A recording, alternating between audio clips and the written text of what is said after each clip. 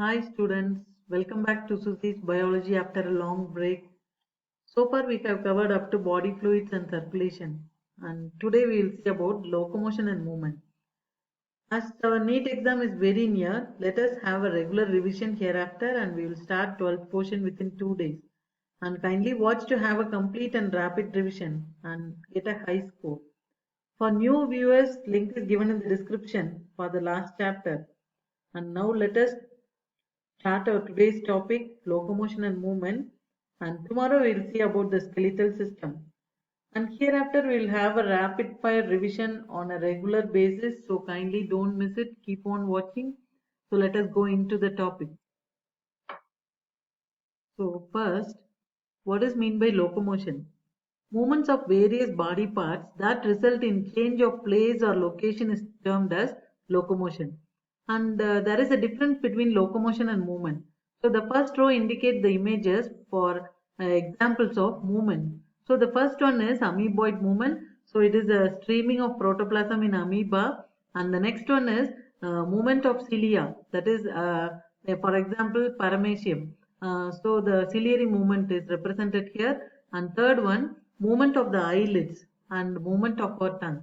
All these four images represent the various types of movements, whereas the second row indicates the walking, running, and climbing. So these are called as locomotory movements. For example, these voluntary movements they result in change of the place or location. So it is called as locomotion. So locomotion is generally carried in search of food, shelter, and to find the favorable climatic conditions or to escape from the predators. So locomotions are movements, but movements are not locomotion. So this is the difference between locomotion and movements. And there are different types of movement. For example, in humans, our cells like macrophages and leukocytes and cytoskeletal elements like microfilaments, they exhibit amoeboid movements. Okay, whereas the trachea and fallopian tubes, they perform the ciliary movement, whereas the sperms and euglena and all, they do the flagellar movement. And our movement of limbs, jaws, tongue, they are called as muscular movement. So this is the difference between locomotion and movements. And if you take the muscle means, it is a specialized tissue of mesodermal origin, and there are many features of muscles. They are excitability, contractility, extensibility, and elasticity. So these are the features of muscles. And if you see the types of muscles, there are three types. So cardiac muscle, skeletal muscle, and smooth muscle.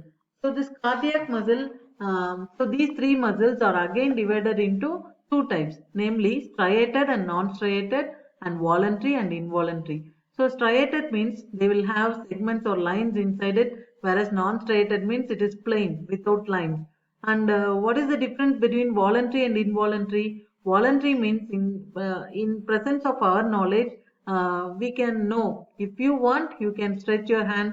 If you order that to move your hands, we will move. So that and all voluntary movements. But if you see the heart, stomach, all the internal organs, they are continuously working without our knowledge. So they are what stomach is pumping and heart is pumping. So everything is occurring without our knowledge. So even when we sleep, it will do its action. So that actions and all, they are called as involuntary movements. Okay. So these are the difference between voluntary and involuntary. So this cardiac muscles, they are striated and involuntary, and the skeletal muscles, they are striated and voluntary, and smooth muscle, they are non-striated and involuntary. So this is the structure of our human muscle. So the muscle fibers or the muscle cells. So they are the units of skeletal muscle. And this muscle fibers or muscle cells, they are formed from the fusion of the developmental myoblast. And this process is known as myogenesis. And the muscle fibers, they are cylindrical and they are multinucleated. That means they have more than one nucleus. Okay, and the muscle fibers in turn it is composed of myofibril. So each segment is known as myofibril, and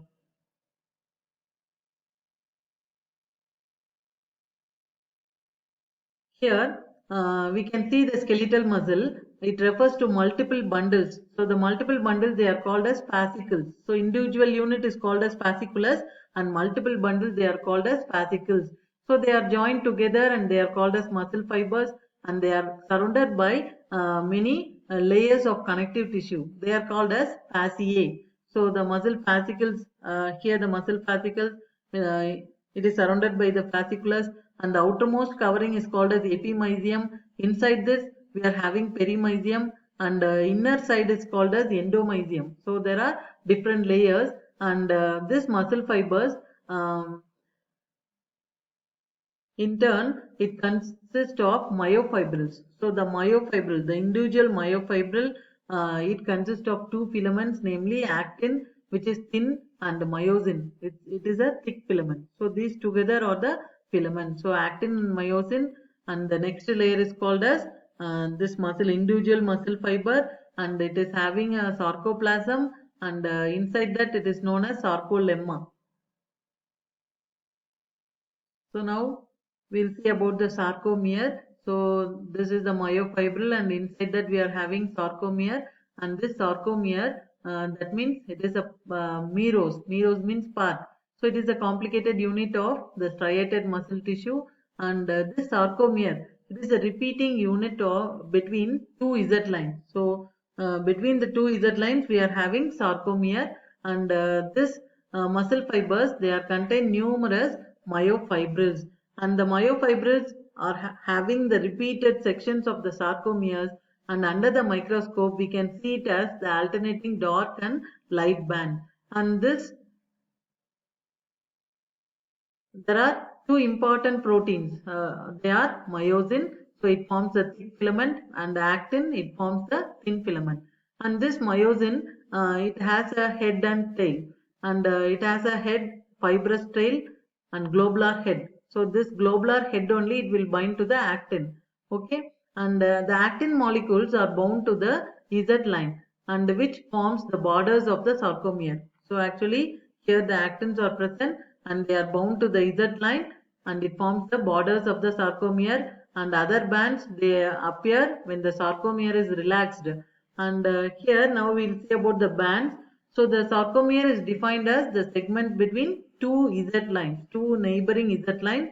So between that compartment is known as sarcomere, and this Z line means in German it is known as Schwann-Schiebi, the disc in between the eye bands. So they appear as a series of dark lines, the Z line, and they act as an anchoring point for the actin filament. And after surrounding the Z line, there is a region called as I band, which means isotropic.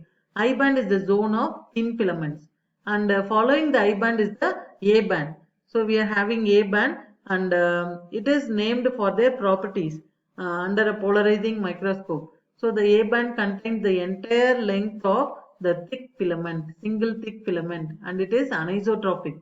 And within the A band, there is a region called as head zone. So within the A band, we are having the head zone, which means in German it is known as heller or brighter. So it is named for their lighter appearance under the microscope. And within the head zone, we are having a thin M line. So this M line, it is derived from the German word Mittelscheibe. That means the disc in the middle of the sarcomere. So this M line, we can see the disc. So the disc in the sarcomere. And what happens? The actin filaments, they are the major component of the I band, and they extend into the A band. Whereas the myosin filaments, they extend throughout the A band, and they are cross-linked at the center by M band. And there is a protein, giant protein, that is called as titin. So it extends from the Z line of the sarcomere, and where it binds to the myosin, that is the thick filament, and this titin is the single highly elasticated protein, biggest protein. And there is another giant protein that is called as nebulin, and it is extend along the thin filaments. Okay, and several proteins, they are important for the stability of this structure, sarcomeric structures.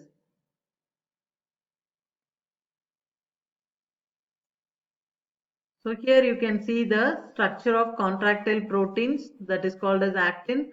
So actually G-actin, they are the monomers. So if two monomers join together, it form a dimer, and then it will form a trimer, and then it will coiled around to form a polymer, that is F-actins. Okay, so G-actin will become a dimer, trimer, and then F-actin. So polymeric structure. So this is the structure of myosin molecule. So it is composed of a head, neck, and tail. So the head contains the filamentous actin and actin binding sites, and it uses ATP hydrolysis to generate the force and to walk along the filament. And the neck domain, it acts as a linker, and it also serves as a binding site for myosin light chains, which are distinct proteins. And the tail domain, it generally mediates the interaction with the other myosin subunits. Okay, so this is the head region. It contains actin and ATP binding sites. And in the last part, we are going to see about the mechanism of muscle contraction. So here what happens, first of all, a nerve impulse. So a nerve impulse travels to the neuromuscular junction on a muscle cell. And the neuromuscular junction means it is the point where the axons of the nerve meet with the muscle cell. Then what happens as it meets acetylcholine. So acetylcholine is released. So it is nothing but a neurotransmitter. So it is released from the axon to the receptors which are located on the sarcolemma.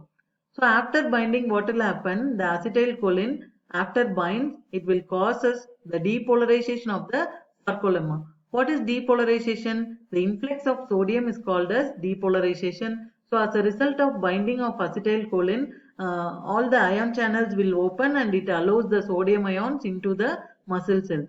Then what happens? The sodium ions, it will diffuse into the muscle fiber and depolarization occurs. So as a result of depolarization, an action potential is created. So this action potential will travel across the sarcolemma and down the T tubules, and they will trigger the sarcoplasmic reticulum, and as a result what will happen, it will release calcium ions. So the calcium ions level will increase. So this increased level of calcium, it will trigger the sarcoplasmic reticulum, and as a result what will happen, it will bind with the troponin. So all the calcium will bind with the troponin, and this binding, it will remove the blocking action of the tropomyosin from the actin binding site. Okay, and now the myosin is now ready to bind with the actin, and they will form a cross bridge, and which begins the contraction process. So what happens in order to contract? The ATP will bind to the myosin, and then it gets hydrolyzed into ADP and PI, and it gives the myosin the energy to cock its head to the high energy position. Now actin and myosin bind together to form a cross bridge, and the myosin heads pull the actin filaments inward, and they release the ADP and PI and return to a lower energy position. So the myosin is now ready for more ATP to bind, and this cycle is continued as long as there are calcium ions in ATP are available. So as a result, what happens? The muscle gets shortened and our movement occurs. That is called as muscle contraction. So the opposite thing is for muscle relaxation. Okay, can you understand? So once again, I am repeating. So what happens? As a result of nerve impulse, the neuromuscular junction will release this acetylcholine. So it is nothing but the neurotransmitter, and this acetylcholine, it will cause the influx of the sodium, that is termed as depolarization, and after depolarization action potential is created and it releases calcium ion. This calcium ion will bind with the troponin, and they will remove the blocking action of the tropomyosin and from the actin binding sites, and now the myosin head, it is now ready to bind with the actin. They will form the cross bridge, and thus leads to contraction process. Okay, and in the next video we will see about the skeletal system.